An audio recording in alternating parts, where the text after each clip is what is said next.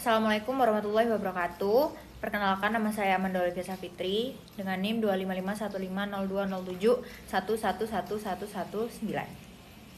Di sini saya dari kelas TIP G dan akan melakukan remedial UTP di level hard, yaitu di warung Mr. Nur. Jadi di soal ini intinya kita disuruh untuk mengelola antrian pesanan di warung Nur.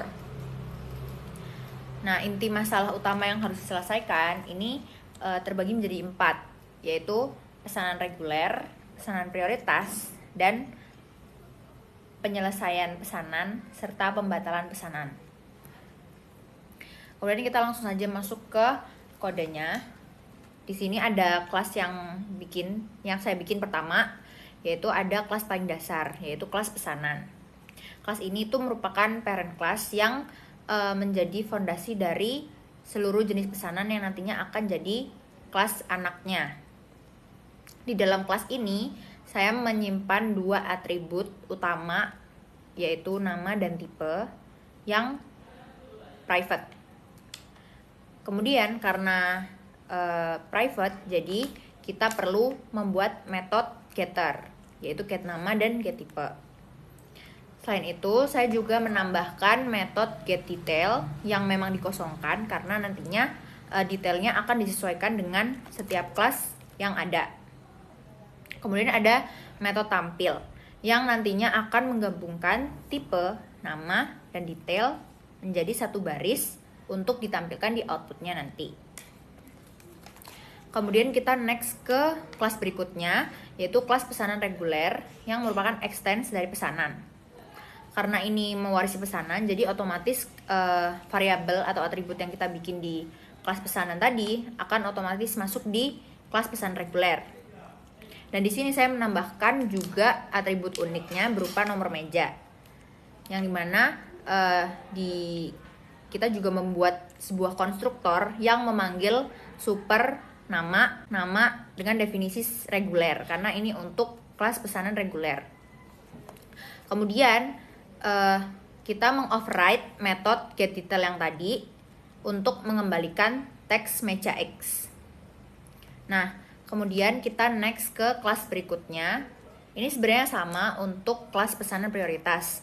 Bedanya dengan kelas pesanan reguler adalah atribut uniknya itu berupa aplikasi dan tipenya di set prioritas. Karena yang pertama yang di kelas pesanan reguler itu di set reguler, dan untuk yang pesanan prioritas ini di set prioritas.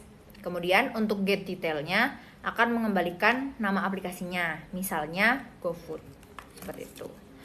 Kemudian untuk kelas berikutnya itu ada kelas papan masak, yang dimana di sini kita mendeklarasikan bahwa kapasitasnya itu 4. Kemudian kita membuat array pesanan slot yang berukuran 4. Karena kita membuat array-nya di parent class, jadi dia juga bisa menampung kelas pesanan reguler dan kelas pesanan prioritas. Kemudian ada juga metode total selesai yang berguna untuk menghitung pesanan selesai. Kemudian ada metode tambah reguler yang bekerjanya itu pakai looping dari indeks 0 sampai ke 3. Yang cara kerjanya mencari slot yang kosong, kemudian mengisinya dengan objek dari kelas pesanan reguler, baru di return. Dan jika tidak ada slot kosong, maka pesanan nanti akan diabaikan begitu saja. Karena kelas papan pesanan apa sih tadi? Karena kelas papan masaknya sudah penuh. Kemudian untuk metode tambah prioritas ini cara kerjanya itu sebelum memasukkan pesanan baru, kita perlu untuk menggeser semua slotnya itu ke kanan 1 posisi. Sehingga indeksnya ini dari 3 turun hingga ke indeks 1 agar setiap slot menerima nilai dari slot sebelah kirinya tanpa ada data yang tertimpa lebih dulu. Dan jika slot sudah mencapai di indeks 3 itu sudah terisi sebelum shift, maka isinya otomatis tertimpa dan terdorong keluar. Setelah shiftnya selesai dan slot menjadi indeks 0, maka akan diisi pesanan prioritas yang baru. Kemudian ada metode selesai yang merupakan kebalikan dari yang tadi, yaitu kita menggeser semua slot ke kiri dan loopnya itu bergerak dari indeks 0 naik ke indeks 2. Masing-masing mengambil nilai dari slot kanannya. Dan untuk slot paling kanan, indeks 3 itu kemudian di set 0 karena sudah tidak ada penggantinya. Dan setelah itu total selesai akan ditambah 1. Kemudian ada metode batal, dalam kurung indeksnya berapa, dan kita set menjadi array slot indeks sama dengan 0 tanpa adanya pergeseran apapun, karena ini adalah metode pembatalan yang tidak akan mengubah atau mempengaruhi pesanan lain. Kemudian ada metode status yang cara kerjanya ini dengan perulangan dari indeks 0 sampai 3 dan mencetak isinya. Jika slotnya 0, maka cetak kosong. Jika ada isinya, maka dia nantinya akan mengambil array slot kemudian tampil. Metode tampil. Oke, jadi yang nextnya itu ada di kelas utamanya, yaitu kelas Warung Nur.